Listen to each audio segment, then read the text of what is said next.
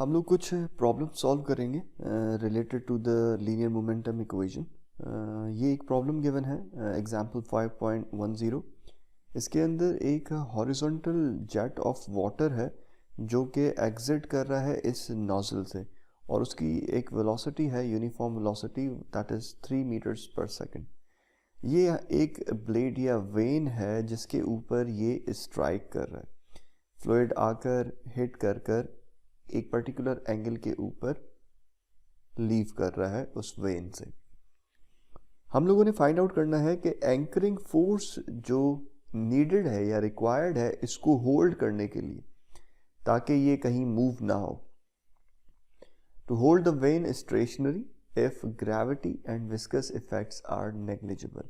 मतलब viscous effects, जो fluid का जो विस्कोसिटी है जो शेयर कर रहा होगा वो नेग्लिजिबल हो, प्लस जो ग्रेविटी फोर्स जो वेट होगा फ्लूइड वगैरह की वजह say that is also negligible. तो हम लोगों ने वो कंसीडर नहीं करने हैं फ्लूइड का वेट, और जो विस्कस इफेक्ट्स हैं वो हम लोगों ने कंसीडर नहीं करने। हम लोगों ने फाइंड आउट करना है कि एंकरिंग फोर्स कितनी रिक्वायर्ड है। अब इस केस के अंदर डायमेंशंस गिवन है, एक्स और जी डायमेंशंस गिवन है। फ्लूइड जो है इस तरह से इन हो रहा है और इस तरह से एक पर्टिकुलर एंगल के ऊपर एग्जिट कर रहा होगा। तो हम लोग अभी यही डिस्कस करके आए थे कि लीनियर मोमेंटम इक्वेशन जो है वो डायरेक्शनल है, तो इसलिए जब फ्लूइड भी मूव कर रहा होगा तब भी हमें उसकी वेलोसिटी की डायरेक्शंस देखनी होंगी, और जो फोर्सेस भी होंगी हम लोगों ने तब भी वो डायरेक्शंस देखनी होंगी। अब हम लोग क्या कर रहे हैं, एक कंट्रोल वॉल्यूम सेलेक्ट कर रहे हैं जिसके अंदर ये वेन भी है और आपका फ्लूइड भी आ रहा है। सो दैट मीन्स कि आपका जो फ्लूइड है और जो कंट्रोल वॉल्यूम है वो विद इन दिस सेक्शन है। ठीक है।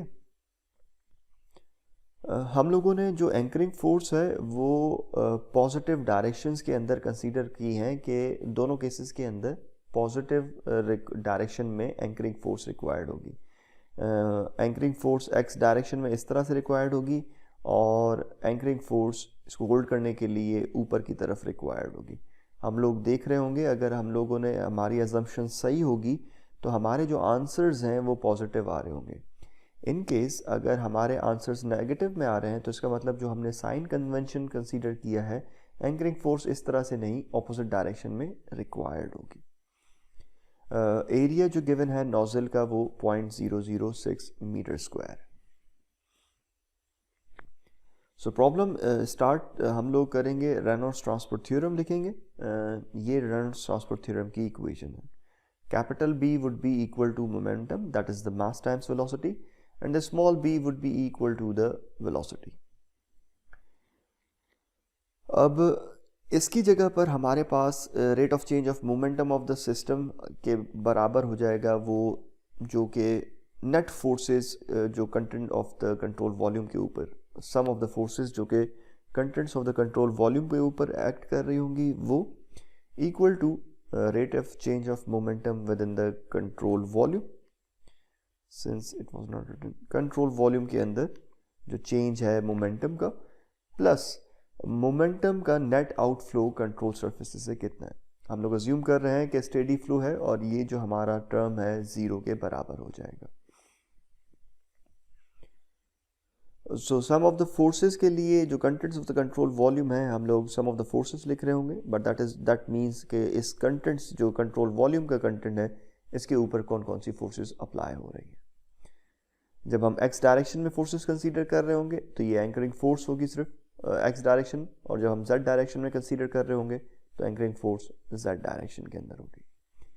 सो हमारी ये जो इक्वेशन है इसको हम लोग लिख सकते हैं, sum of the forces is equal to control surfaces के ऊपर इंटीग्रेशन है v multiply by rho v dot n d a, और ये हम इसको कह रहे हैं इक्वेशन नंबर 2।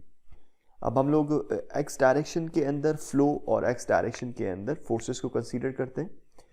तो हमारा ये जो v है, ये वाला v वेलोसिटी वेक्टर, ये कन्वर्ट हो जाएगा इसके x डायरेक्शन में, क्योंकि हम फोर्सेस भी अब x डायरेक्शन में कंसीडर कर रहे हैं। तो ये जो वेलोसिटी है that would be converted into the velocity in x direction, and that is u1।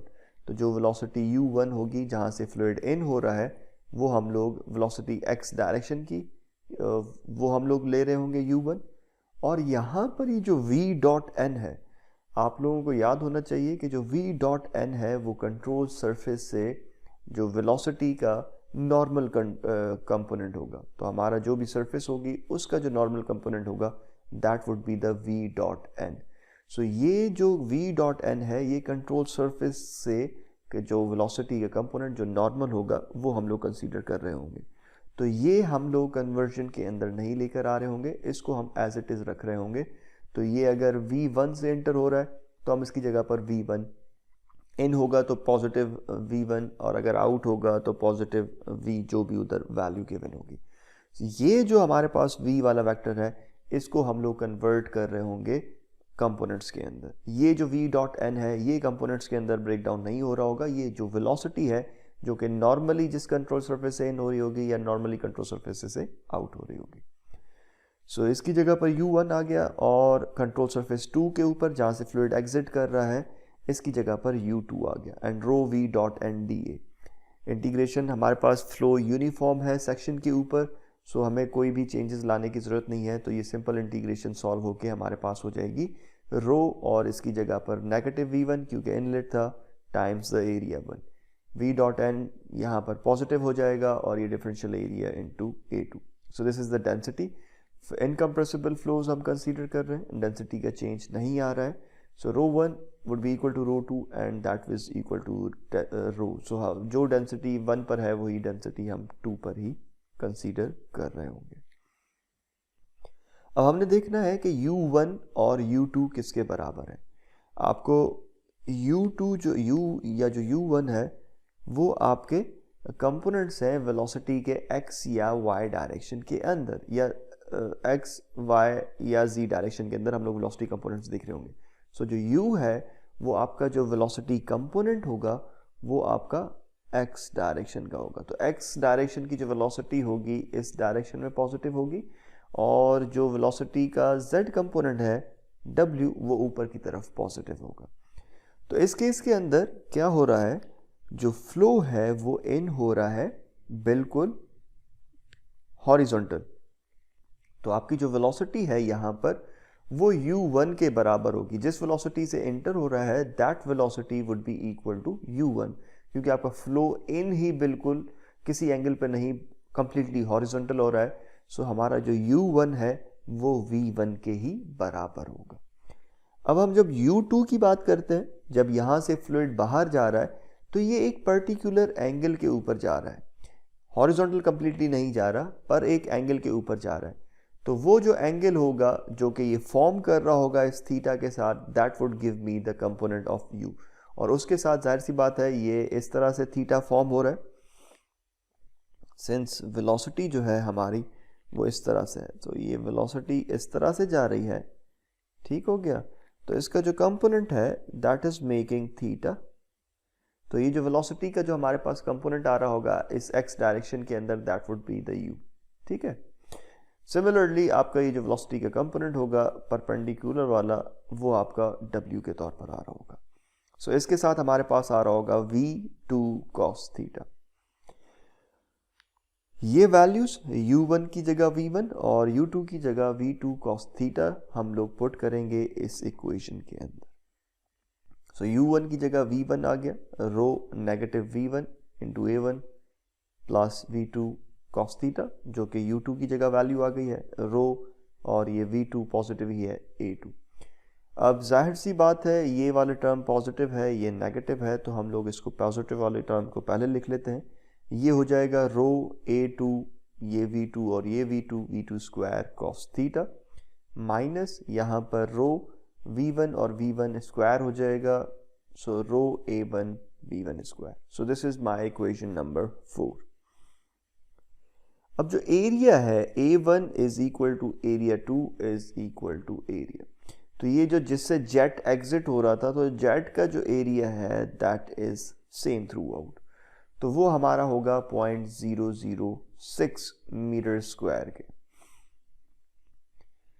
So v1 is equal to v2 is equal to v, that is 3 meters per second। क्योंकि viscosity given नहीं है तो जिससे ही fluid in हो रहा है उसी तरह से ही फ्लूइड जो है आपका एग्जिट हो जाएगा जब इस तरफ से मूव कर रहा है। सो वो वेलोसिटी जो है हमारी 3 मीटर्स पर सेकेंड है। डेंसिटी ऑफ वाटर हम लोग ले रहे हैं 1000 किलोग्राम्स पर मीटर क्यूब। तो हमारी जो इक्वेशन 4 थी उसके अंदर हम लोग वैल्यूज पुट करेंगे। तो ये फॉर एग्जांपल इक्वेशन नंबर 4 है।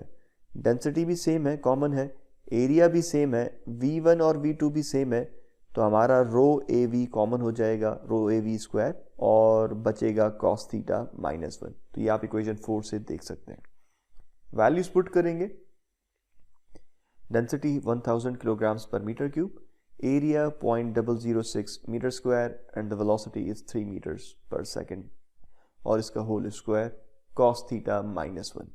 सो जो एंकरिंग फोर्स हमें x डायरेक्शन के अंदर रिक्वायर्ड है that is 54 cos theta -1। Since हमें कोई भी एंगल नहीं गिवन है, सिर्फ थीटा गिवन है, तो हम लोग इसको यहाँ पर ही लीव कर देंगे, ये हमारा आंसर होगा।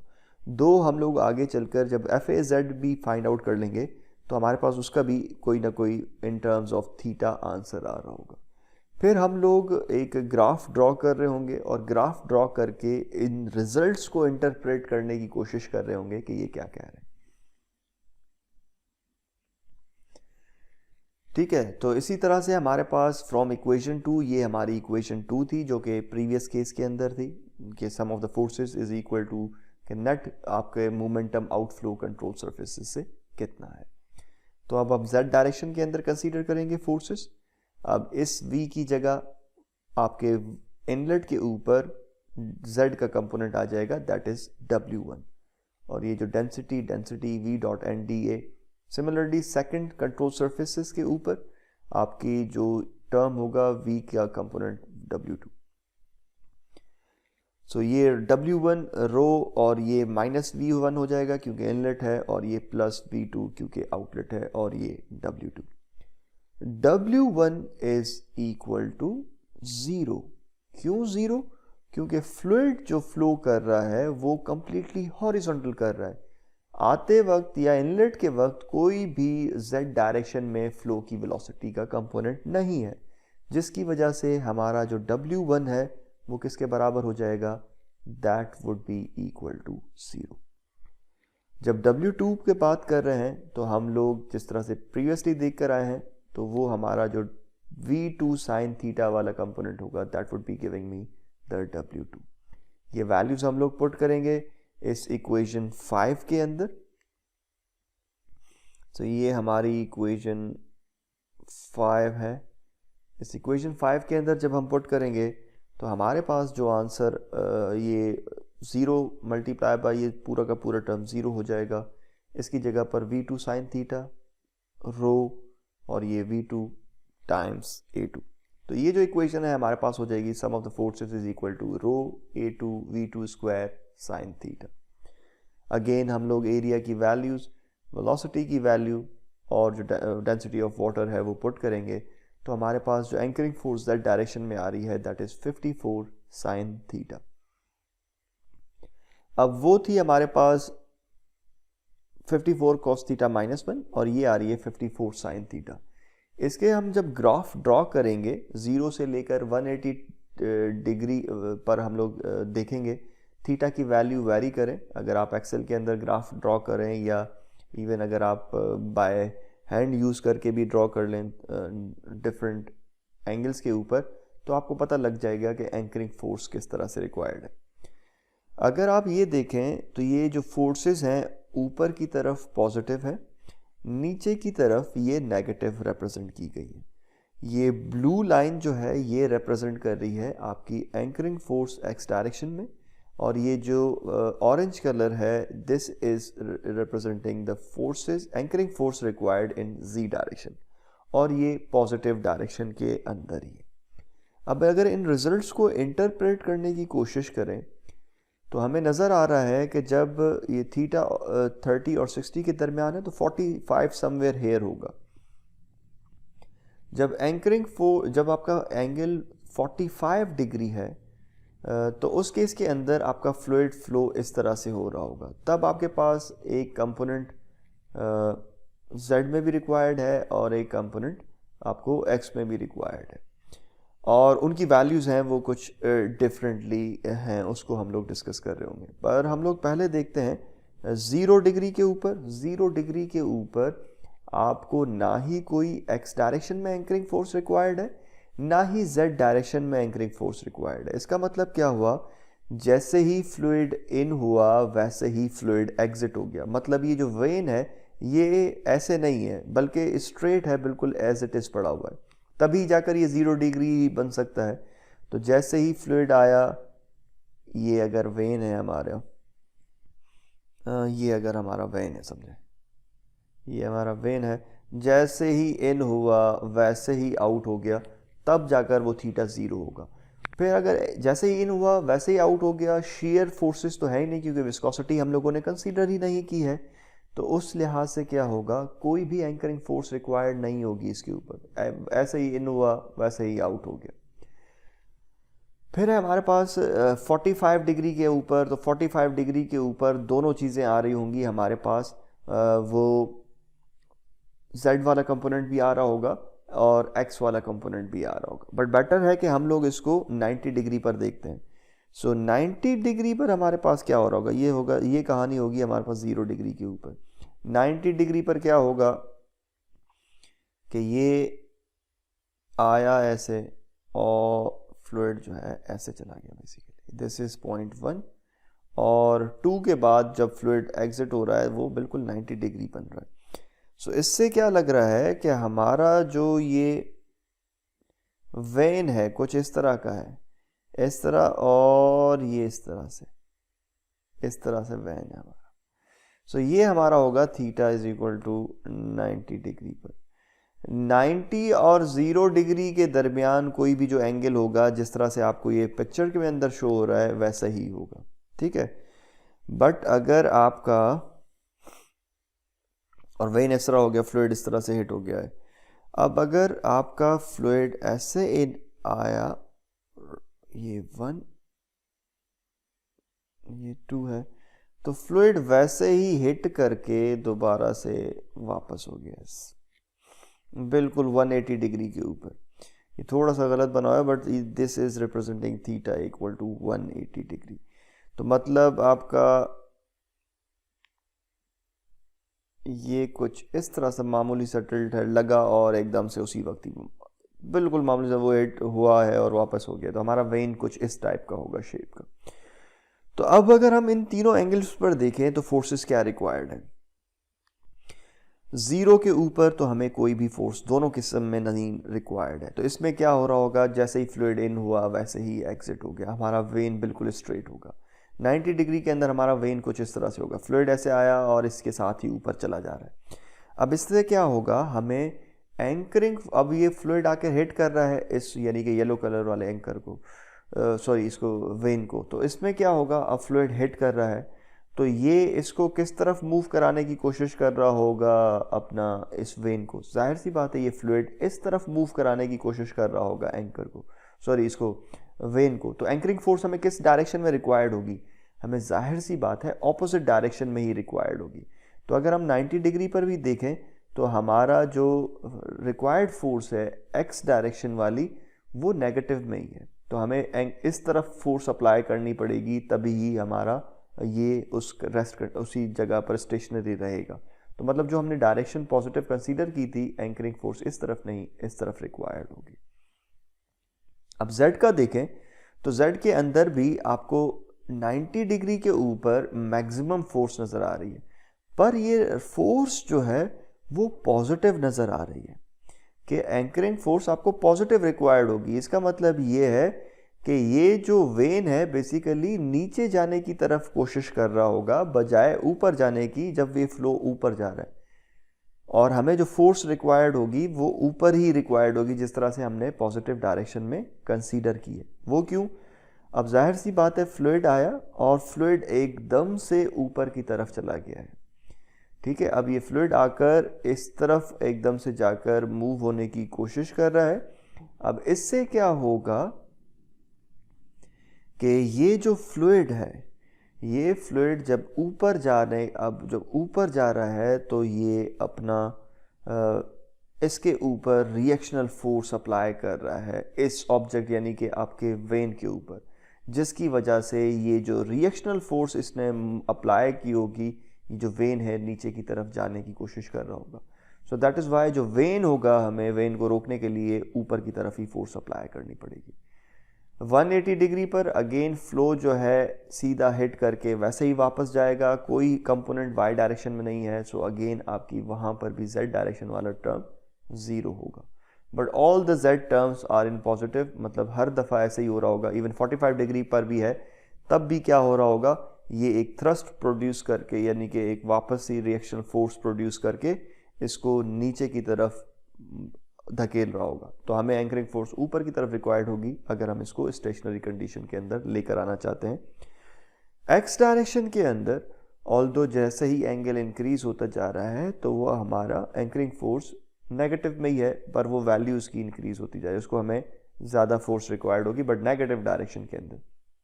180 डिग्री के अंदर क्या होगा, एक तो फ्लूइड हिट कर रहा है इस तरफ, तो ये इसको एंकरिंग फोर्स इस तरफ रिक्वायर्ड है, तो वो जाहिर सी बात है उसकी वैल्यू है, जैसे कि ये 90 डिग्री पर थी। पर 180 डिग्री पर क्या है कि ये जब हिट कर गया उसके बाद ये फ्लूइड दोबारा से वापस टर्न ले रहा है, तो ये जब हिट करके दोबारा से वापस भी जा रहा है, तो ये जब मूव हुआ है, इसने अपना डायरेक्शन चेंज की है फ्लूइड ने, इसने एक रिएक्शनल फोर्स अप्लाई की है इसके ऊपर। So that reactional force plus ये जो हिट हुआ है, इसकी वजह से हमारे पास जो anchoring force in x direction है वो ज़्यादा है। बट अगेन अब ये रिएक्शनल फोर्स इस तरफ इसको धकेल रही होगी, ये फ्लूइड भी इसको वैसे भी धकेल रहा होगा, सो हमें जो एंकरिंग फोर्स जो है ऑपोजिट डायरेक्शन की तरफ रिक्वायर्ड होगी, बजाय कि इसके कि जो हम लोगों ने पॉजिटिव डायरेक्शन में कंसीडर की है।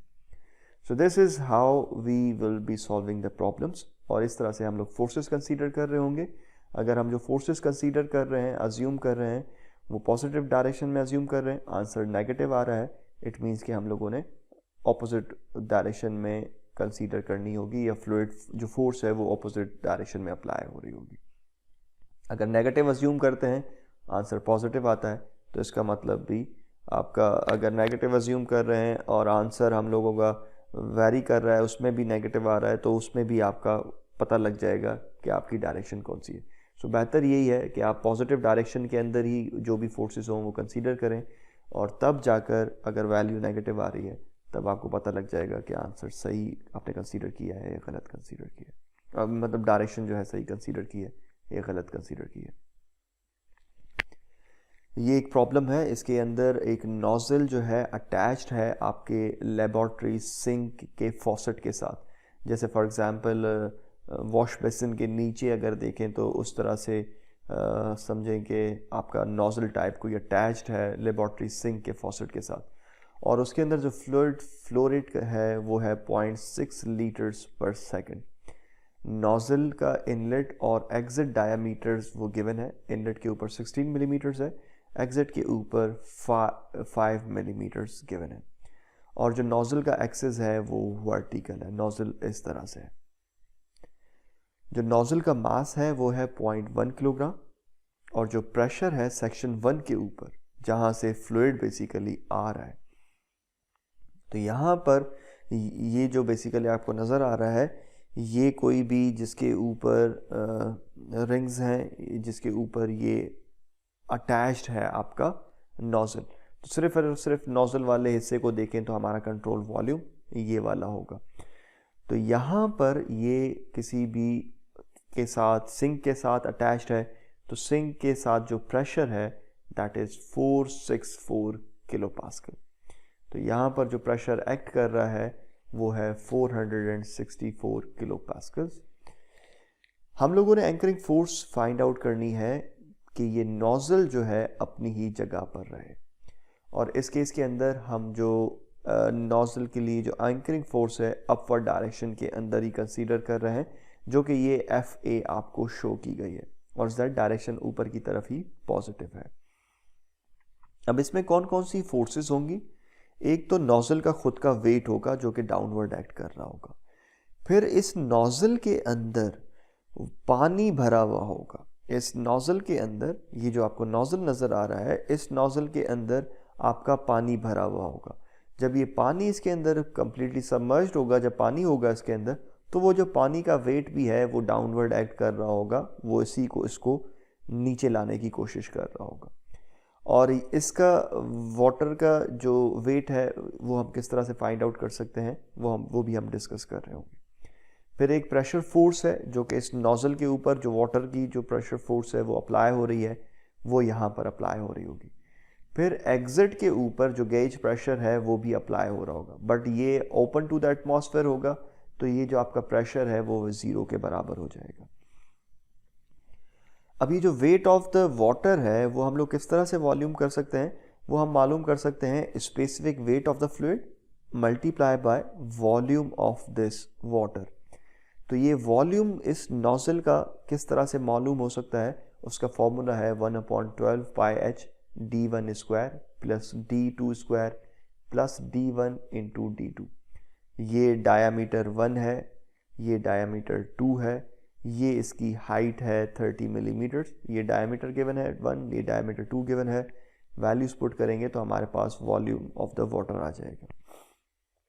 फ्लो रेट गिवन है 0.6 इंटू 10⁻³ मीटर क्यूब पर सेकेंड, गिवन लीटर्स पर सेकेंड के अंदर है, हम इसको मीटर क्यूब पर सेकेंड के अंदर कन्वर्ट कर लेंगे। डायामीटर्स गिवन है 1 और 2 सेक्शंस के ऊपर, तो हम वो एरियाज भी फाइंड आउट कर लेंगे। वेलोसिटीज़ हम लोग फाइंड आउट करेंगे, वेलोसिटीज़ क्योंकि फ्लूइड डाउनवर्ड जा रहा है नीचे की तरफ, तो जो वेलोसिटी होगी W1 या W2 वो हम फ्लो रेट से मालूम कर सकते हैं। तो फ्लो रेट को एरिया से डिवाइड कर देंगे तो हमारे पास वेलोसिटी आ जाएगी उस सेक्शन के ऊपर। और आपको पता है कि वॉल्यूमेट्रिक फ्लो रेट किसके बराबर होता है, A1 times V1, area times velocity के बराबर होता है। अब हमने वेलोसिटी फाइंड आउट करनी है, तो वो volumetric flow rate divided by area के बराबर होगा। अगेन हम लोग रेनॉल्ड्स ट्रांसपोर्ट थ्योरम यूज करेंगे, b की जगह पर ये मोमेंटम, स्मॉल b की जगह वेलोसिटी, वैल्यूज पुट करेंगे, हमारे पास जो इक्वेशन आ रही होगी वो आ रही होगी sum of the forces is equal to rate of change of momentum within the control volume plus the net momentum outflow from the control surfaces. Steady flow, तो सिर्फ और सिर्फ जो फोर्सेस का जो चेंज हो रहा होगा वो किस वजह से हो रहा होगा, आपके मोमेंटम के आउटफ्लो के चेंज होने की वजह से। अब आपको नोजल नज़र आ रहा है, एरिया रिड्यूस हो रहा है, ऑल्दो मास फ्लो रेट दोनों जगह पर इन और आउट पर सेम होगा, पर वेलोसिटी इनलेट पर 1 सेक्शन पर डिफरेंट होगी और 2 पर डिफरेंट होगी, जिसकी वजह से फोर्स भी डिफरेंट हो सकती है। ऑल्दो हमारे पास दूसरी फोर्सेस भी हैं इस कंटेंट्स ऑफ कंट्रोल वॉल्यूम के ऊपर, अगर दूसरी फोर्सेस ना भी होती तो फिर एक फोर्स फिर भी आ रही होती जो कि ये इसके आउटफ्लो नेट आउटफ्लो की वजह से आ रही होगी, नेट मोमेंटम आउटफ्लो की वजह से आ रही होगी, और वो हम देख भी रहे होंगे प्रॉब्लम के अंदर। सिर्फ फ्लो z डायरेक्शन के अंदर है, तो हम sum of the forces in z direction consider कर रहे हैं। ये W1 और W2 यूज कर रहे हैं क्योंकि z डायरेक्शन के अंदर फ्लूइड फ्लो हो रहा है, क्योंकि वेलोसिटी का जो कंपोनेंट्स होंगे इस v की जगह वो आ जाएंगे W1 and W2। But science negative है, यहाँ पर भी नेगेटिव है, यहाँ पर भी नेगेटिव। नेगेटिव क्यों है, क्योंकि आपका जो वेलोसिटीज़ हैं वो नीचे की तरफ फ्लो जो है डाउनवर्ड की तरफ फ्लो कर रहा है, यहाँ पर सेक्शन पर भी, इस सेक्शन पर भी, पर जो z डायरेक्शन है ऊपर की तरफ पॉजिटिव है, जिसकी वजह से फ्लो जो है नेगेटिव z डायरेक्शन की तरफ कर रहा है, नेगेटिव W2 नेगेटिव W1। यहाँ पर जो v डॉट एन है इनलेट है इस सेक्शन के ऊपर, तो जिसकी वजह से हमारा ये जो टर्म आ रहा होगा v डॉट एन वो नेगेटिव होगा, और ये जो v डॉट एन है ये वो वाला वेलोसिटी का कंपोनेंट जो कि नॉर्मल है उस सेक्शन के, प्लस अब ये नेगेटिव W2 रहेगा, पर ये v डॉट एन वो पॉजिटिव रहेगा v डॉट 2 की। अब यहाँ पर कोई फ़र्क नहीं है, कोई एंगल्स नहीं है, फ्लो जैसे इन हो रहा है वैसे ही आउट हो रहा है, बिल्कुल स्ट्रेट वर्टिकली। तो जो W1 है वो V1 के बराबर होगा जो वेलोसिटी है यहाँ पर, और जो W2 है वो V2 के बराबर होगा, कोई डिफरेंस नहीं है। तो वेलोसिटी जो नॉर्मली आउटवर्ड हो रही है और यहाँ पर जो वेलोसिटी नॉर्मली इन हो रही है। तो ये जो फोर्स इक्वेशन है हमारी इक्वेशन 3, इसको हम लोग लिख सकते हैं डेंसिटी कॉमन रो A1 W1 स्क्वायर, क्योंकि ये नेगेटिव और नेगेटिव प्लस हो जाएगा, so rho A1 W1 square. अब इस V1 की जगह पर भी W1 अगर पुट कर देंगे तो ये हो जाएगा W1 स्क्वायर। अब इसकी जगह पर भी W2 पुट कर देंगे तो A2 W2 स्क्वायर। ये चाहे तो आप V1 स्क्वायर या V2 स्क्वायर लिख लेते, बात एक थी। तो ये तो हो गया हमारे पास जो नेट मोमेंटम आउटफ्लो का था। अब हम आते हैं फोर्सेस के ऊपर। प्रीवियस केस के अंदर और कोई दूसरी फोर्सेस नहीं थी, सिर्फ और सिर्फ हम लोग एंकरिंग फोर्स फाइंड आउट कर रहे थे। यहाँ पर हमारे पास काफ़ी फोर्सेस हैं। एक तो एंकरिंग फोर्स है जो कि हम लोगों ने अप्लाई करनी है ताकि ये नोजल जो है वो अटैच्ड ही रहे उस फॉसेट के साथ, गिरे नहीं नीचे। फिर वेट ऑफ द नोजल है जो कि डाउनवर्ड एक्ट कर रहा है, वो आ रहा होगा, माइनस ये जो वाटर का जो वेट है, ये जो वाटर का वेट है जो कि इस नोजल के ऊपर एक्ट कर रहा है वो भी आ रहा होगा, that is minus weight of the water. Minus अब ये जो कैपिटल डब्ल्यूज हैं ये वेट्स को रिप्रेजेंट कर रहे हैं, माइनस P1 A1 ये जो प्रेशर फोर्स है जो कि अप्लाई हो रही है इस फ्लूइड की इस सेक्शन के ऊपर, वो है माइनस P1 A1। नेगेटिव क्यों? क्योंकि ये फोर्स नेगेटिव z डायरेक्शन की तरफ एक्ट कर रही होगी उस सेक्शन के ऊपर। प्लस P2 A2 क्योंकि ये जो एटमॉस्फेयर का जो प्रेशर होगा वो इस केस के अंदर P2 A2 अप्लाई कर रहा है। बट सिंस हम लोग गेज प्रेशर्स के अंदर ये कैलकुलेशंस कर रहे हैं, ये प्रेशर भी गेज गिवन है, so this would become zero eventually, और इक्वल टू ये जो वैल्यूज़ हैं डेंसिटी की 1000 kilograms per metre cube, areas की वैल्यूज़ गिवन है, वेलोसिटीज़ गिवन है, तो वो हम लोग पुट कर लेंगे। हमारे पास यहाँ जो आंसर आ रहा है वो आ रहा है नेगेटिव 17.94। इस नेगेटिव 17.94 को भी हम लोग डिस्कस करेंगे।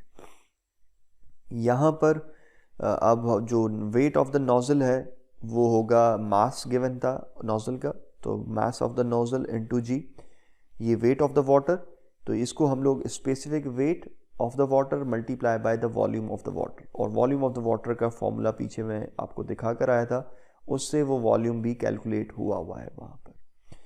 ये प्रेशर्स की और इनटू एरिया, और ये प्रेशर इनटू एरिया जो कि एग्जिट के ऊपर अप्लाई होगा, वो ज़ीरो है क्योंकि गेज प्रेशर है तो वो ज़ीरो होगा। यहाँ पर एब्सोल्यूट प्रेशर्स में कैलकुलेशंस कर रहे होते तो फिर हमारे पास दूसरी कहानी होती, यहाँ पर भी अगर एब्सोल्यूट प्रेशर गिवन होता। सो ये मास की जगह हमारा टर्म आ गया, ये जी की वैल्यू आ गई, ये स्पेसिफिक वेट वाटर 9800 न्यूटन पर मीटर क्यूब, ये वॉल्यूम ऑफ द वाटर हम प्रीवियस स्लाइड्स के ऊपर कैलकुलेट कर आ चुके हैं, वो वैल्यू पुट की। ये प्रेशर गिवन था 464 किलो पास्कल्स, सो 464 इंटू 10⁻³ पास्कल्स, और एरिया गिवन है इनलेट का, वो हमने पुट कर दिया है। सिंस ये P2 ही ज़ीरो है तो ये ओवरऑल टर्म ही ज़ीरो हो जाएगा, equal to negative 17.94। Values put करेंगे हम लोग और आंसर आ रहा है 76.33। तो anchoring force required to hold the nozzle in place, तो हम लोग जो पॉजिटिव साइन रिक्वायर्ड है वो इसका मतलब जो हमने ऊपर की तरफ कंसीडर किया था कि एंकरिंग फोर्स ऊपर ही की डायरेक्शन में रिक्वायर्ड होगी, वो हम लोगों ने सही करेक्ट की है। तो इतनी फोर्स 76.33 अगर हम लोग अपवर्ड डायरेक्शन में अप्लाई कर रहे होंगे तो हमारा नोजल उस फॉसेट के साथ अटैच्ड रहेगा। यहाँ पर ये नेगेटिव 17.94 आ रहा था, ये नेगेटिव 17.94 मतलब कि जो ये बाकी वाले टर्म जाकर वहाँ प्लस हो जाएंगे। सो एंकरिंग फोर्स के अंदर आपको जो ये 17.94 माइनस हो रहा है, तकरीबन ये 17.94 न्यूटन्स जो है फोर्स कम हो रही है एंकरिंग फोर्स रिक्वायर्ड में। और ये क्यों हो रही है, इसकी इंट्यूशन अगर हम देखना चाहें, समझना चाहें ये क्या कहना चाह रहा है, तो अगर आप देखें यहाँ से फ्लूइड एग्जिट किया है, यहाँ से फ्लूइड इन हुआ है, जब यहाँ से एग्जिट हुआ होगा तो यहाँ पर इसका मोमेंटम ज़्यादा होगा एज़ कंपेयर टू इसकी वजह से, यहाँ की वजह से, जिसकी वजह से क्या होगा, जो रिएक्शनल फोर्स है, जो एक थ्रस्ट फोर्स होगी वो ऊपर की तरफ अप्लाई हुई होगी, और वो ऊपर की तरफ कितनी अप्लाई हुई होगी, वो 17.94 न्यूटन तकरीबन अप्लाई हुई होगी, जो रिएक्शनल फोर्स अप्लाई हुई होगी ऊपर की तरफ, जिसकी वजह से ये जो कम 17.94 रिक्वायर्ड कम है, वो इसीलिए 17.94 कम रिक्वायर्ड है कि वो पोर्शन इसने ले लिया है नेट मोमेंटम आउटफ्लो होने की वजह से। होपफुली आपको ये क्लियर हुआ होगा कि ये क्या कहना चाह रहा था ट्रम्प। ये प्रॉब्लम है, वो हम लोगों ने एग्जाम्पल सॉल्व की है, ये प्रॉब्लम है, सिमिलर प्रॉब्लम है, उससे भी इजी है। आप ये प्रॉब्लम चाहें तो देख सकते हैं या ख़ुद ही सॉल्व कर सकते हैं, ये आप से सॉल्व हो जाएगा, ये मैं सॉल्व नहीं कर रहा हूँ।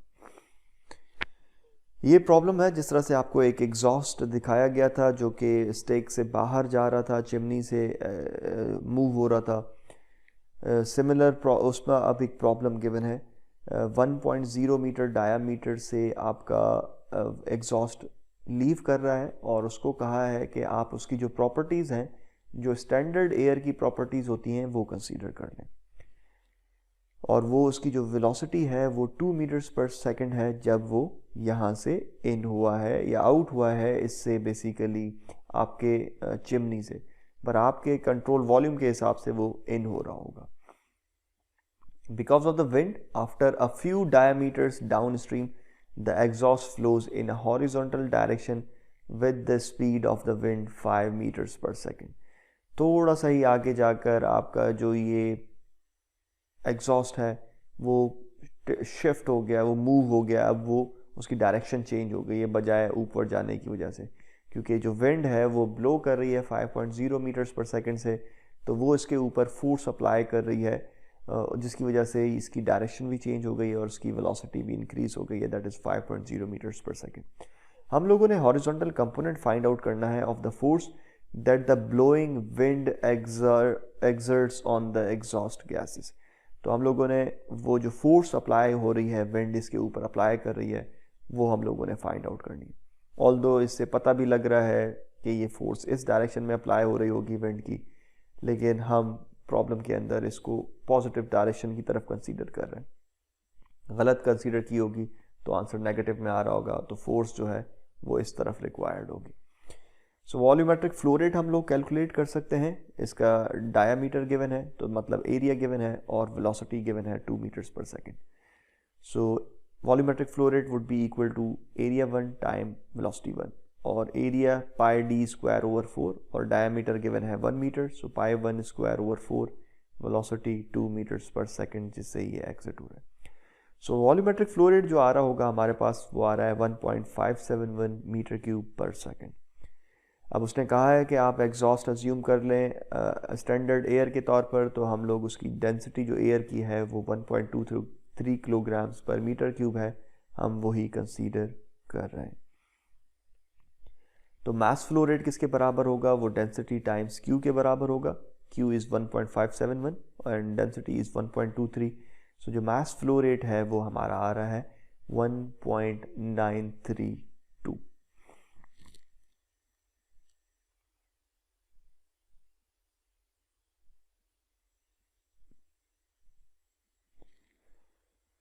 सिमिलरली प्रॉब्लम जो हम सॉल्व करते हुए आए हैं, रेनॉल्ड्स ट्रांसपोर्ट थ्योरम लिखेंगे, कैपिटल बी मोमेंटम के बराबर होगा स्मॉल बी वी के टर्म्स पुट करेंगे तो हमारे पास जहाँ जहाँ स्मॉल बी था वहाँ पर वेलोसिटी हो जाएगा, and this rate of change of momentum is equal to the force of sum of the forces on the contents of the control volume, और स्मॉल बी की जगह हर जगह वेलोसिटी आ गई है। स्टेडी फ्लो के अंदर ये टर्म ज़ीरो होगा, तो हमारे पास जो फोर्सेस होंगी वो सिर्फ और सिर्फ कंट्रोल सरफेसेस के मोमेंटम आउटफ्लो या उसके नेट मोमेंटम आउटफ्लो के चेंज होने की वजह से आ रही होंगी हमारे पास।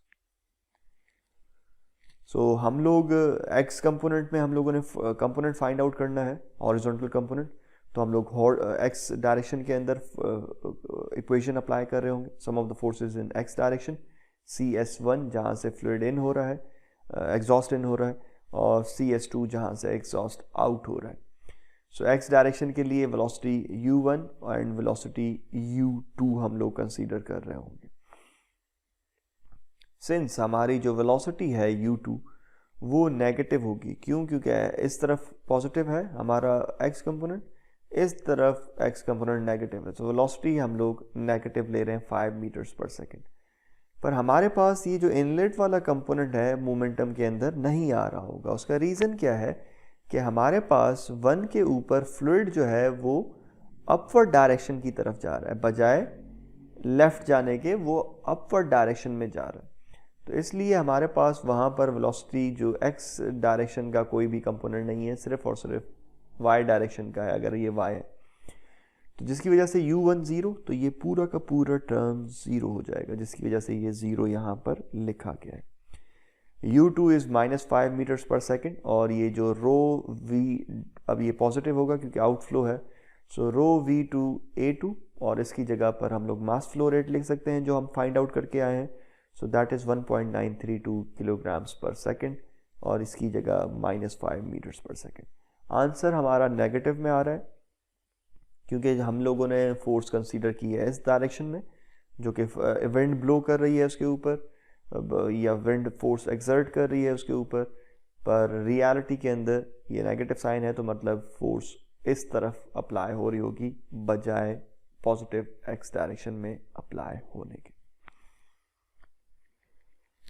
सो ये हमारे पास है जेट स्की। ये जो जेट स्की है ये किस तरह से वर्क करती है कि जो वाटर है वो सक इन होता है इस पर्टिकुलर सेक्शन के अंदर। ये जो एरिया है थोड़ा सा लार्ज होता है, इसको हम लोग इंटेक ग्रेट कह रहे होते हैं on the bottom of the craft. ये इस तरह से इन होता है। Power is provided by the engine, तो ये जो इंजन है ये पावर प्रोवाइड कर रहा होता है, और इस इंजन का काम ये है कि इस इम्पेलर को जो है पावर करना होता है। ये एक तरह से वाटर पंप है जो कि बेसिकली इस चीज़ को सक इन कर रहा है और इस तरफ इसको एग्जिट कर रहा होगा। सो ये वाटर सक इन हो रहा है, ये वाटर एग्जिट कर जाएगा पार्ट 2 के बाद। सो प्रोपेलर का काम यही है कि यहाँ से सक करके इसको एग्जिट करना है। An impeller is like a propeller fitted completely within a pipe, so it sucks water and at one end of the pipe and blows it out of the other end as a high speed high pressure jet। तो जिस तरह से बताया जा रहा था शुरू में भी या वीडियो भी दिखाई गई थी कि आपका मोमेंटम, अब जाहिर सी बात है इनलेट के ऊपर एरिया कम है, आउटलेट के ऊपर एरिया कम है, इनलेट के ऊपर एरिया ज़्यादा है, तो मोमेंटम का चेंज आ रहा होगा। मोमेंटम के चेंज होने की वजह से थ्रस्ट प्रोड्यूस हो रहा होगा, जिसकी वजह से ये जेट स्की बेसिकली आगे की तरफ चल रही होती हैं आपके सीज वगैरह के अंदर या रिवर्स के अंदर, जहाँ पर भी आप इसको चलाना चाह रहे हो।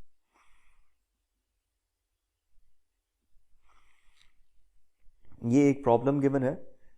ये प्रॉब्लम आप लोग जो इस अभी तक हम लोग मेथड्स यूज़ करते हुए हैं उसको देखते हुए आप इस प्रॉब्लम को सॉल्व कर सकते हैं। So this problem is for your assignment.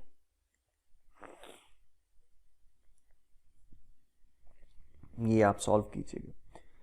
अगर हमारे पास जिस तरह से हम लोग प्रीवियस प्रॉब्लम सॉल्व करते हुए आए थे, हमारे पास कंट्रोल वॉल्यूम जो हो वो मूविंग हो, कंट्रोल वॉल्यूम मूव कर रहा हो relative to the fluid velocity, जिससे फ्लूइड इन हो रहा है या आउट हो रहा है, ठीक है। तो उसके हिसाब से हमारे पास क्या चेंजेस आ रही होंगी। तो उसके तरह से हमारे पास अगेन वही रेनॉल्ड्स ट्रांसफर थ्योरम यूज़ हो रहा होगा, और इवेंचुअली हमारे पास जो इक्वेशन आ रही है वो इक्वेशन, अगर हमारे पास स्टेडी फ्लो है तो जो change within sum of the forces on the contents of the control volume would be equal to the velocity, relative velocity का component multiply by rho W dot n, मतलब relative velocity जो कि normally उस surface से बाहर की तरफ exit कर रही होगी। सो दिस इज़ द इक्वेशन जो हम लोग यूज़ कर रहे होंगे रिलेटिव टर्म्स के लिए, जब हमें रिलेटिवली फोर्सेस को देखना होगा जब कंट्रोल वॉल्यूम मूव कर रहे हो।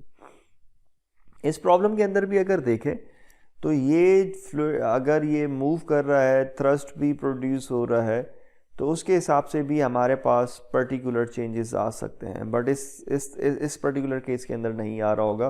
कुछ प्रॉब्लम्स के अंदर हमारे पास चेंजेस हो सकती हैं, वो भी हम लोग डिस्कस कर रहे होंगे। जैसे ये पेल्टन व्हील टर्बाइन है, आपको शुरू के अंदर भी दिखाया गया था। फ्लूइड बेसिकली वो स्मॉल पेल्टन व्हील टर्बाइन थी जिस पर फ्लूइड हिट कर रहा था और वो रोटेट कर रहा था। This is the large Pelton wheel turbines जो कि हाइड्रोलिक हाइड्रोलिक टर्बाइंस हैं, जो आपके हाइड्रोलिक पावर्स होते हैं, जो हाइड्रो पावर है, जहाँ पर इलेक्ट्रिसिटी जनरेट की जाती है। सो दैट हाइड्रो पावर्स के अंदर ये जो पेल्टन व्हील्स टर्बाइंस होती हैं वो इस तरह से होती हैं। ये आपके बकेट्स होते हैं, बकेट्स के ऊपर आकर फ्लूइड हिट कर रहा होता है, नोजल से निकल रहा होता है और इनके ऊपर हिट कर रहा होता है। वो मोमेंटम अपना इनके ऊपर ट्रांसफ़र करता है और ये रोटेट कर रहे होते हैं और इनके साथ जनरेटर अटैच्ड होता है और वो आपकी इलेक्ट्रिसिटी जनरेट कर रहा होता है। एक प्रॉब्लम गिवन है, a Pelton wheel when directs a horizontal circular cross sectional jet of water symmetrically, जिस तरह से इस तरह से हिट हो रहा है तो उसी तरह से ही सिमेट्रिकली इस तरफ जा रहा है। जिस तरह से 2 में जा रहा है उसी तरह से ही 3 पे एग्जिट हो रहा है। जिस तरह 2 पे एग्जिट हो रहा है उसी तरह से 3 पे एग्जिट हो रहा है। फ्लूइड जो है या जो नोजल से आ रहा है वाटर जेट, वो इस तरह से आ रहा है। So the jet leaves the nozzle with a velocity of 30 metres per second. वो नोजल से जो लीव कर रहा है जेट, वो 30 मीटर्स पर सेकेंड पर लीव कर रहा है।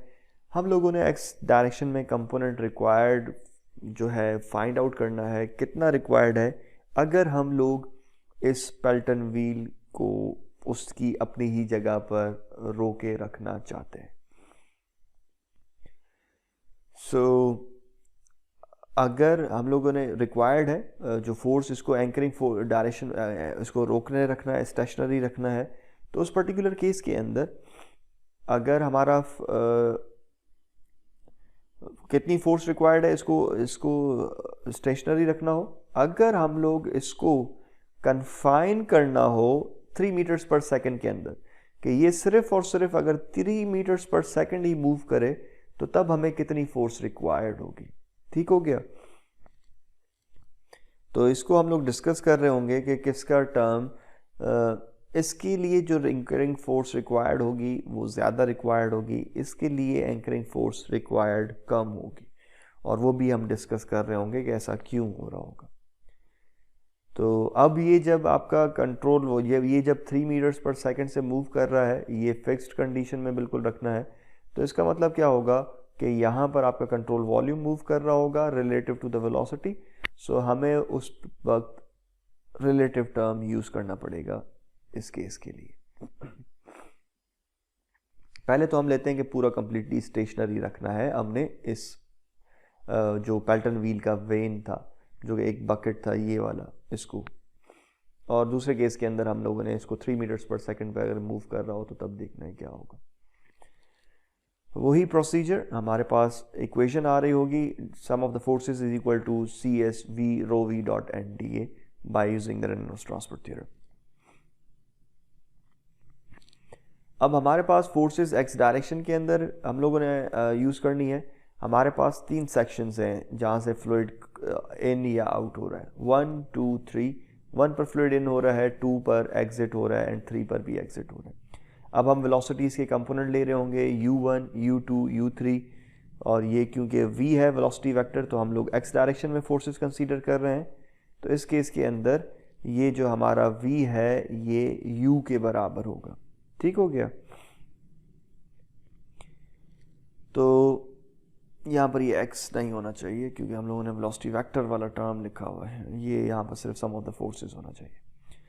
सो अब ये sum of the forces x direction में u1, नेगेटिव u2 और नेगेटिव u3। नेगेटिव u3 और नेगेटिव u2 क्यों? क्योंकि यहाँ से जब फ्लूइड एग्जिट कर रहा है तो ये नेगेटिव एक्स डायरेक्शन की तरफ जा रहा है बजाय पॉजिटिव एक्स डायरेक्शन के जाने के। ये आपको इस तरह से भी पता लग सकता है कि फ्लूइड, ये इस तरह से कि जो फ्लूइड है वो एक तो ऐसे जा रहा है, एक ऐसे जा रहा है। सो ये 2 वाला है, ये 3 वाला है, और x पॉजिटिव किस तरफ है? x आपका पॉजिटिव इस तरफ। ठीक हो गया। तो जिसकी वजह से ये नेगेटिव टर्म आ रहा है, ये नेगेटिव और ये नेगेटिव इसीलिए आया है। बाकी v डॉट n जब इनलेट होगा तो नेगेटिव, इनलेट होगा तो नेगेटिव, सॉरी इनलेट होगा तो नेगेटिव, आउटलेट और आउटलेट 2 और 3 पर पॉजिटिव। इसको हम इक्वेशन 3 कह रहे हैं। u1 पर जो वेलोसिटी है, जाहिर सी बात है फ्लूइड जब इन हो रहा है, ही बिल्कुल हॉरिजॉन्टल रहा है, तो जो वेलोसिटी v1 की है जिससे ये नॉर्मली फ्लूइड इन हो रहा है वही वेलोसिटी आपके u1 की होगी, that is 30 metres per second. u2 जाहिर सी बात है अब पर्टिकुलर एंगल के ऊपर हो रहा है, तो ये u2 जो हमारा बराबर होगा वो v2 cos 45 के होगा। इसी तरह से मुझे कंपोनेंट चाहिए u का जो कि x डायरेक्शन का, सो ये होगा वेलोसिटी इन कंपोनेंट और cos 45 u, और सिंस अब जो वेलोसिटी जिससे ये नॉर्मली इन हुई है उसी से ही नॉर्मली आउट हो रही है, ठीक है। नॉर्मली जो वेलोसिटी है वो सेम ही रहेगी 30 मीटर्स पर सेकेंड, वो 30 से आया 30 से ही एग्जिट हुआ एंड 30 से ही एग्जिट हुआ। पर u2 के हिसाब से इस वेलोसिटी के x कंपोनेंट के हिसाब से वो चेंज हुआ है, दैट इज कितना चेंज हुआ है, वो एंगल की वजह से वो कंपोनेंट चेंज हो गया हुआ 21.21 21.21। तो ये जो कंपोनेंट्स हैं उसकी जगह पर हम लोग ये वैल्यूज पुट कर सकते हैं। इस इंटीग्रेशन को सॉल्व करें फ्रॉम 3, तो ये बराबर हो जाएगा u1 रो माइनस v1 क्योंकि इनलेट था, पॉजिटिव v2 क्योंकि आउटलेट था, पॉजिटिव v3 क्योंकि आउटलेट था। ये रो AV हमें पता है मास फ्लो रेट के बराबर है, सो ये मास फ्लो रेट 1 पर, ये मास फ्लो रेट 2 पर, ये मास फ्लो रेट 3 पर। तो इसकी जगह हम लोग लिख सकते हैं, ये नेगेटिव था तो ये नेगेटिव m1u1, ये पॉजिटिव था बट u2 नेगेटिव था इसीलिए negative m.2 u2, negative m.3 u3। तो आपको ये नज़र आ रहा है कि जो एंकरिंग फोर्स है वो सारी की सारी नेगेटिव में आ रही होंगी, इवेंचुअली आंसर भी नेगेटिव के अंदर आ रहा होगा। हम लोग जो एंकरिंग फोर्स इस डायरेक्शन में कंसीडर कर रहे हैं ऐसा नहीं होगा, बल्कि ऐसा इस डायरेक्शन में अप्लाई हो रही होगी। अगर इसको देखना भी चाहें तो हमें पता लग रहा है एक तो फोर्स आकर इसको हिट कर रही होगी जो कि इसको इस तरफ मूव कराने की कोशिश कर रही होगी, हमने तो इसको रोकना है तो इसलिए हमें इसको ऑपोजिट डायरेक्शन में रोकना होगा। दूसरे केस के अंदर फ्लूइड जो है हिट होके उसने डायरेक्शन चेंज की है, जब वो इस तरफ गया है तो उसने एक रिएक्शनल फोर्स इसके ऊपर अप्लाई की होगी और वो रिएक्शनल अगेन एक्स डायरेक्शन में इसका कंपोनेंट आया होगा। सिमिलरली जब ये फ्लूइड यहाँ एग्जिट हुआ है तो इसका रिएक्शनल फोर्स और इसको लगा होगा, जिसकी वजह से ये सारे के सारे इसको मूव करा रहे होंगे पॉजिटिव एक्स डायरेक्शन के अंदर। हमें जो एंकरिंग फोर्स रिक्वायर्ड होगी वो नेगेटिव एक्स डायरेक्शन के अंदर रिक्वायर्ड होगी। जो हमने ये कंसीडर किया हुआ है इस डायरेक्शन में वो गलत कंसीडर किया हुआ है, इसलिए ये सारे नेगेटिव टर्म आ रहे हैं। आपको पता लग रहा होगा कि एंकरिंग फोर्स ज़्यादा रिक्वायर्ड है। सो ये इक्वेशन हम लोग m.1 u1, इसको हम लोग m.1 u1 m.2 u2 m.3 u3 और ये नेगेटिव साइंस आ गए, या इसको हम लोग लिख सकते हैं m.1 u1 minus m.2 u2 minus m.3 again u3 की बजाय u2। क्यों? क्योंकि u2 और u3 बराबर हैं, एक्सिस सिमेट्रिक था और इससे भी हमें वैल्यूज़ जो थी वो सेम आ रही थी। दैट इज़ वाई हमने u2 की जगह u3 की जगह u2 ही रख दिया। अब u2 कॉमन हो जाएगा तो उसको हम लोग लिख सकते हैं m.2 प्लस m.3 और ये minus m.1 u1 as it is रहेगा, क्योंकि नेगेटिव u2 मैंने कॉमन लिया है। तो ये नेगेटिव u2 से मल्टीप्लाई होगा तो ये negative m.2 u2 negative m.3 u2, जो कि ये सेम ही टर्म है। स्टेडी फ्लो के लिए हमें पता है कि जितना मास फ्लो रेट इन हो रहा होगा उतना ही मास फ्लो रेट आउट हो रहा होगा। तो हमारे पास इन हो रहा है वही आउट के बराबर होना चाहिए, लेकिन आउट दो जगहों से हो रहा है 2 और 3 से, so m.1 would be equal to m.2 plus m.3। तो इसको हम लोग पुट करें m.2 प्लस m.3 की जगह m.1, तो हमारा ये हो जाएगा minus m.1 u1 minus u2 m.1। तो माइनस m.1 कॉमन लूँ तो मेरे पास हो जाएगा u1 प्लस u2। u1 की वैल्यू जो है वो 30 है जिससे इन हो रहा था और 21.21 थी u2 की वैल्यू, और ये नेगेटिव मास फ्लो रेट में पहले कैलकुलेट करके ये जो कैलकुलेट करेंगे density times area 1 times velocity 1, क्योंकि एरिया गिवन है इनलेट के ऊपर जो जेट का है वो 2.5 सेंटीमीटर है, उससे मैं एरिया कैलकुलेट कर लूँगा। वेलोसिटी गिवन है डेंसिटी 1000 में कंसीडर कर रहा हूँ, so this would become 14.726 kilograms पर सेकेंड।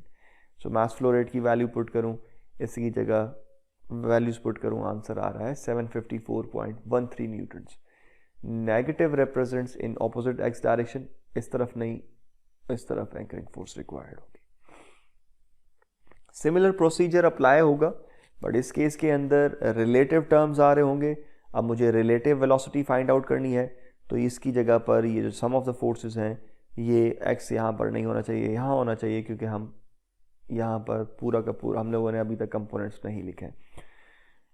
तो रिलेटिव वेलोसिटी किस तरह से फाइंड आउट होती है? Absolute velocity of the fluid seen by the stationary observer, relative velocity of the fluid seen by the observer moving with the control volume. जो कि control volume के साथ बंदा मूव कर रहा हो तो उसको जो फ्लूइड की वेलोसिटी नज़र आ रही होगी relatively, that would B this, and this is the velocity of the control volume. अब वेलोसिटी इस डायरेक्शन में एब्सोल्यूट फ्लूइड की 30 है तो 30 पॉजिटिव। अब रिलेटिव वेलोसिटी हम लोग w ही रख रहे हैं और कंट्रोल वॉल्यूम भी इसी डायरेक्शन में मूव कर रहा है, so that would be 3 metres per second.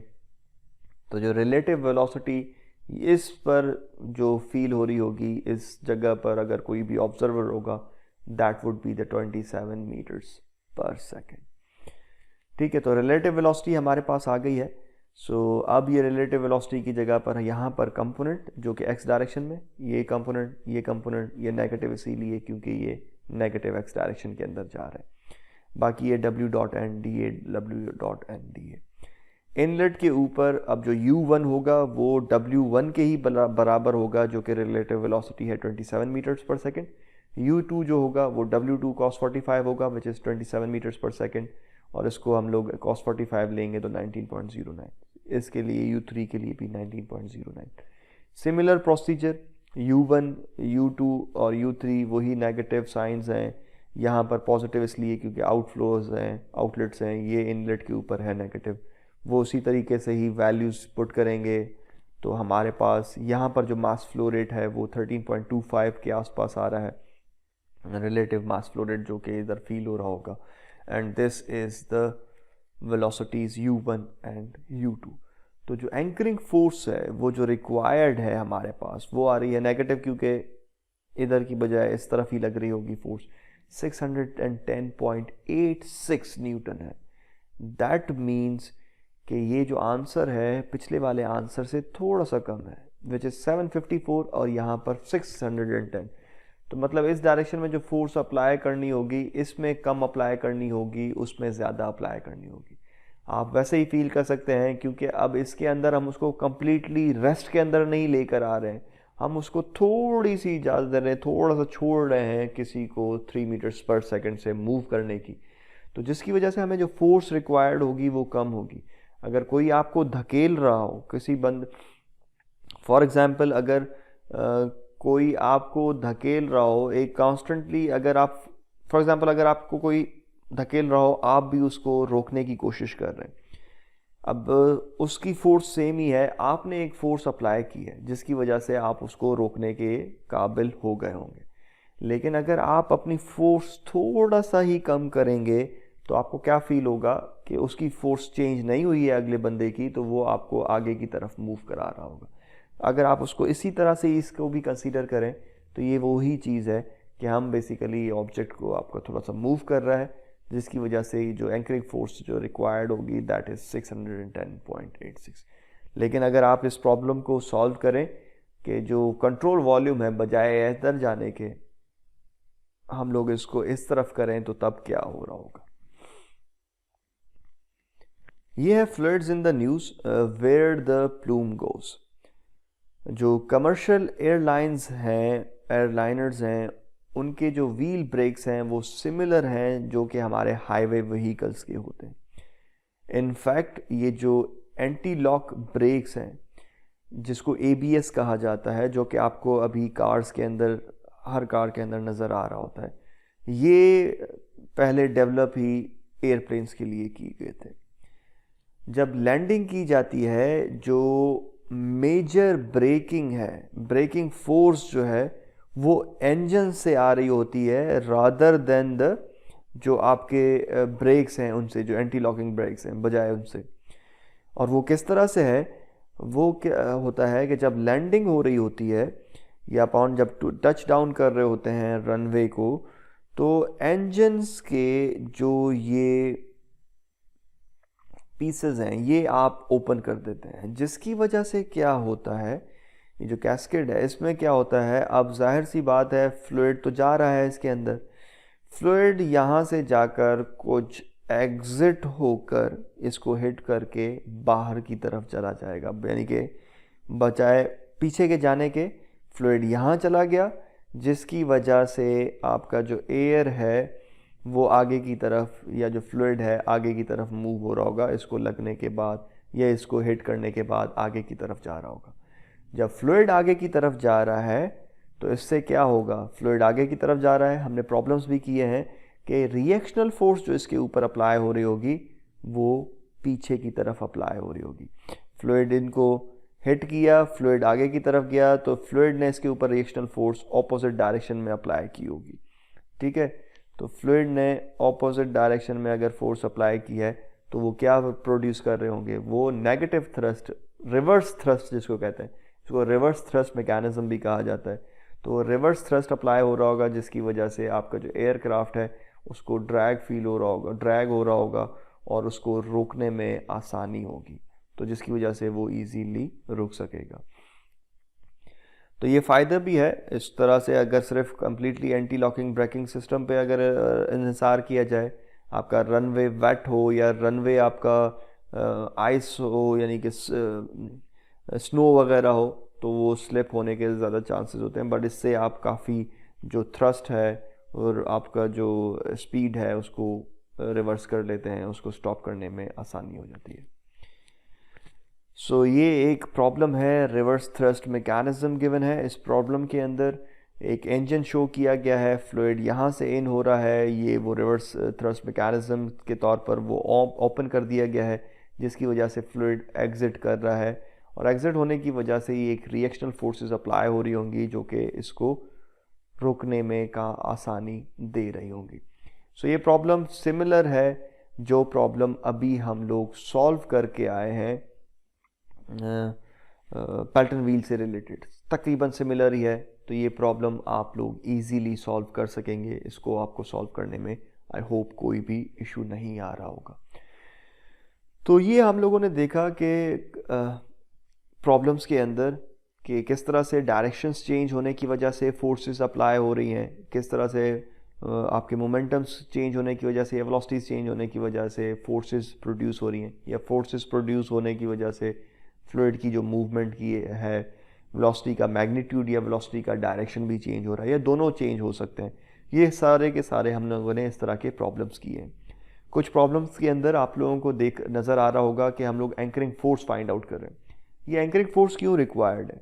For example आपके पास कोई भी जेट इंजन हो या आपके पास कोई रॉकेट हो और उसका अगर आप थ्रस्ट वगैरह की कैलकुलेशंस कर रहे हैं, थ्रस्ट देखना चाह रहे हैं, एक्सपेरिमेंट्स वगैरह करने चाह रहे हैं, तो आप उसको छोड़ तो नहीं सकते। आप उसको अगर छोड़ देंगे वो एग्जिट हो गया एग्जॉस्ट और एकदम से वो आगे की तरफ चला जाएगा, वो तो आगे की तरफ मूव करना शुरू हो जाएगा, तो वो लैब के अंदर आपके लिए मसाइल पैदा कर सकता है, इंजरी दे सकता है। या अगर आप इवन ओपन एटमॉस्फेयर के अंदर भी कहीं उसको करते हैं तो आप उसको किस तरह से ट्रेस आउट कर रहे हो, कि आप उसके पीछे भाग रहे होंगे नहीं, तो फिर आपको कोई ना कोई एक स्ट्रक्चर शायद डिज़ाइन करना पड़े ऐसे पर्टिकुलर केसेस के अंदर, जैसे कि रॉकेट्स हो गए या आपके जेट इंजन्स हो गए एट्सेट्रा एट्सेट्रा। तो उन केसेस के अंदर आपको शायद कोई स्ट्रक्चर डिज़ाइन करना पड़े कि वो स्ट्रक्चर जो है वो इतनी फोर्स अप्लाई कर सके ताकि वो जो आपका रॉकेट है या जेट इंजन है वॉट एवर इट इज़,